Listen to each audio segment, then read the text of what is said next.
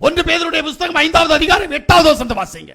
தெளிந்த புத்தியுள்ளவர்களாயிருங்கள், ஆமென், விழித்திருங்கள், ஏனெனில் உங்கள் எதிராளியாகிய பிசாசானவன், நல்லா கேளுங்க, உங்கள் எதிராளியான பிசாசானவன் கெர்ச்சிக்கிற சிங்கம் போல், கெர்ச்சிக்கிற சிங்கத்தை போல எவனை விழுங்கலாமோ என்று வகை தேடி சுற்றி திரிகிறான். ஆமென். யாரு எனக்குள்ள வருவான்? தான் நான் முதல்ல சொன்னேன், சின்ன சந்து கிடைச்சா உள்ள நுழைஞ்சிருவான். அதுக்கப்புறம் உன்னை ஒரு வழி பண்ணாம விட மாட்டான். நீ என்ன நினைக்கிற?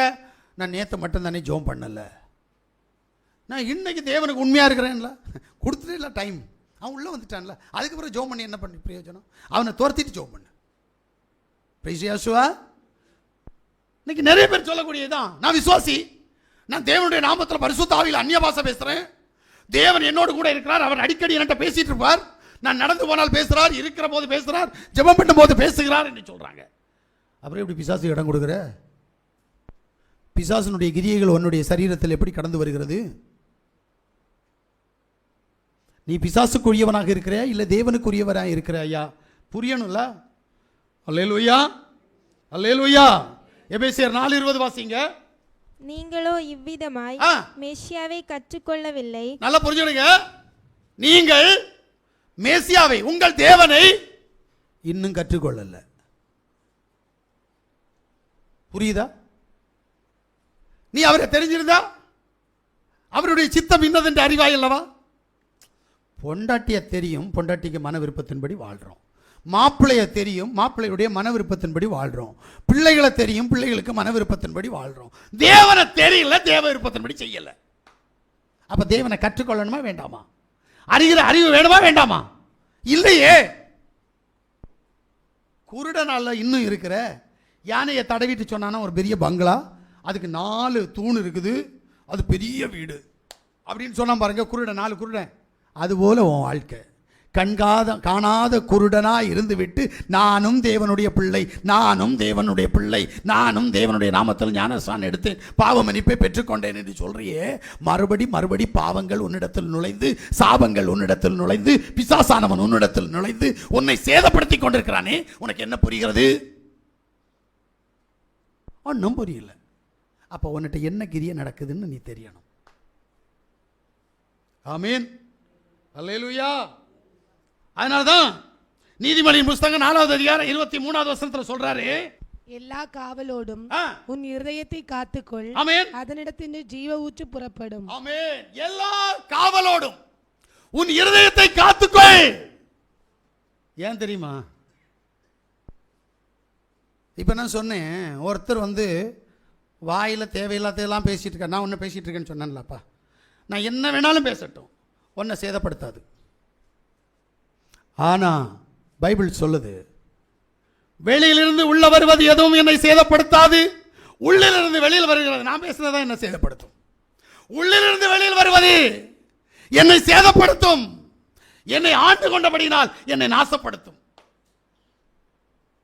அதனால தான் சொல்றாரு, இந்த இருதயத்தை காவல் பை, இருதயத்திலிருந்து வரக்கூடிய வார்த்தை எல்லாம் மோசமான வார்த்தை, அது விஷம் நிறைந்தது, அது விபரீதமானது, அது கொல்லும் தன்மை உள்ளது, பேசுகிறவனையும் கொல்லும், கேட்கிறவனையும் கொல்லும். ஆமென், அல்லேலூயா. அப்ப நம்ம பிசாசுக்கு இடம் கொடுக்காமல் வாயின் வார்த்தைகளை அடக்கி, நாவை அடக்கி தேவ சித்தத்தின்படி வாழ தேவன் நம்மிடத்தில் விரும்புகிறார். நீ தேவ பிள்ளைன்னு சொல்றீல்ல, கீழ்ப்படி. ஏன் கீழ்ப்படிய முடியல? அதான் நான் மறுபடியும் உங்களுக்கு நினைப்பூட்டுறேன், தேவனிடத்திலிருந்து ஏதாவது பெற்றுக்கொண்டது உண்மையானால், தேவனுக்கு உண்மை உள்ளவனாய் இல்லை என்று சொன்னால், பெற்றுக்கொண்ட காரியம் 7 மடங்கு பிரச்சனைகளை கொண்டு வரும். அது தேவனுடைய வார்த்தை, அது தேவனுடைய சத்தம். நாம் இன்றைக்கு இப்படி இருக்கிறோம். அல்லேலூயா. அடுத்த ஒரு காரியத்தை சொல்றார் பாருங்க, யோபனுடைய புத்தகம் 10வது அதிகாரம் அதனுடைய 1வது வசனம். என் ஆத்துமா ஜீவனை ஆரோசிக்கிறது, நான் என் துயரத்துக்கு எனக்குள்ளே இடம் கொடுத்து என் மன சஞ்சலத்தினாலே பேசுவேன். ஆமென், அல்லேலூயா. யோபு சொல்றான், என் துயரத்திற்கு காரணம் என்ன, என் பிரச்சனைக்கு காரணம் என்ன? என் மன சஞ்சலம். எப்படி? ஒரு வசனம் இருக்குது, உன் வாயின் வார்த்தையின்படி உனக்கு ஆக கடவது. நீ அடுத்தவனை என்ன சொல்றியோ அது உனக்கு நடக்கும்ன்றதை மறந்துடாத. நான் ஒருத்தனுக்கு சாபம் கொடுத்தா அந்த சாபம் தகுதி இல்லை, அவன் நல்லவன் அப்படின்னா அந்த சாபம் என்கிட்ட திரும்பி வரும்.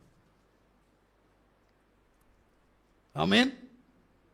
நல்லா புரிஞ்சுக்கணும். அப்ப எதை நான் விடுறேனோ அது என்கிட்ட திரும்பி வரும்னு நீ நினைக்கணும். முதல்ல நமக்கு அந்த எண்ணமே இல்லையே. அது நிறைய பேரை காயப்படுத்தும், நிறைய பேரை உபத்திரவப்படுத்தும். அந்த உபத்திரவங்கள் உன்னை தேடி வரும்போது நீ என்ன ஆவாய்? அது உன்கிட்ட சொல்லிட்டு வராது, தெரியுமா? நீ சொன்னது அடுத்தவங்கிட்ட அவங்க காதில் கேட்டு அவங்க உணர்ந்து உள்ள எடுப்பாங்க. நீ அந்த காரியங்களை உணர்வடைய முடியாது. அது உன்னிடத்தில் பெர்மிஷன் வாங்காமலே உன் குடும்பத்துக்கு வந்துடும். எப்படி யோசிக்கணும்? நம்முடைய மன சஞ்சலம் நம்மை தாறுமாறாக்கும். யோசிக்கிறீங்களா? விசுவாசம் எப்படி நம்மளை விட்டு போயிடுச்சு? தேவ பிரசன்னம் நம்மை விட்டு எப்படி போயிடுச்சு? பிசாசு ஏன் எனக்குள்ள வந்திருக்கிறான்? பிசாசனுடைய கிரியைகள் என் குடும்பத்தில் ஏன் வந்தது? சத்துருடைய சதிநாச மோசங்கள் ஏன் என்னுடைய குடும்பத்தில் இன்னும் வேலை செய்து கொண்டிருக்கிறது? இந்த கேள்விக்கான பதிலுக்குள்ளாக ஒவ்வொருத்தரும் கடந்து போனா வாயின் வார்த்தையே.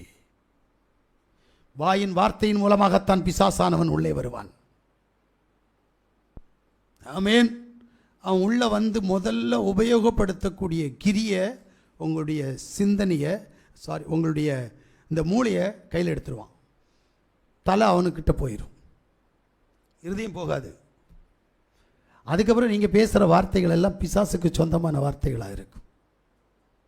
தேவனுக்கு பிரியமான வார்த்தைகளை நீங்கள் பேச மாட்டீங்க, ஆனால் நடிப்பீங்க. தேவனுக்கு பிரியமான காரியங்களை நாம் செய்வது போல நாடகம் நடித்து கொண்டிருப்போம்.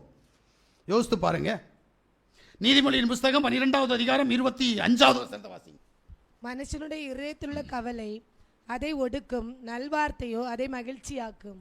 என்ன சொல்றார் அப்படின்னா, மனுஷனுடைய கவலை, மனசஞ்சலம் மனசை ஒடுக்கும். இது வேதம். உன் மனசுல 24 மணி நேரம் அந்த சம்பவம் இருக்காது. நீ செஞ்ச பாவத்தின் விளைவு உன்னிட்ட வரும், அதை உன்னை குற்றப்படுத்தும். ஆனால் குற்ற உணர்வு உன்னிடத்தில் வராது.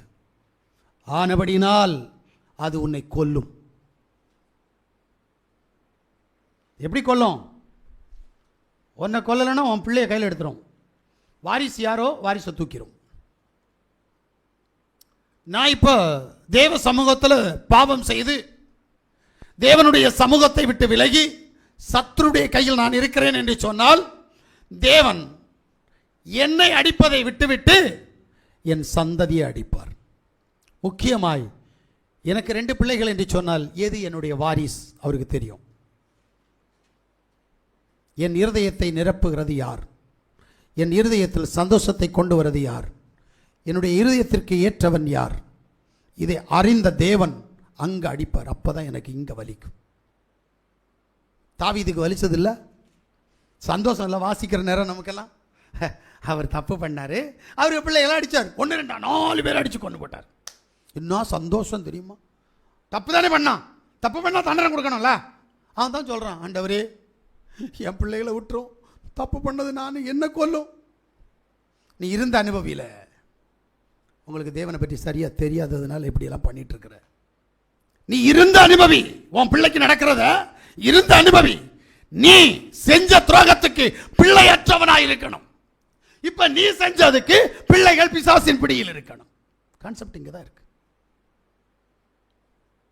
யோசிக்கிறீங்களா? நாம எங்க தவறுறோம்? எதுல பிசாசனுடைய கூட்டாளியாக இருக்கிறோம்? எப்படி தேவன் என்னை சத்ருவின் கையில் ஒப்பு கொடுத்தார்? எப்படி சாபம் என்னை மேற்கொண்டது? வேதத்தினுடைய ஊடாதான் நம்ம போகணுமே தவிர மாம்ச சிந்தனைக்குள்ளாக போகக்கூடாது. ஆமென். அப்ப சர்வ வல்லமையுள்ள தேவன் வீண் சிந்தனைகளினால் சிக்குண்டு போகிற உன்னை சத்துருடைய கையில கொடுத்து உன்னை நாசம் பண்ணுவார்.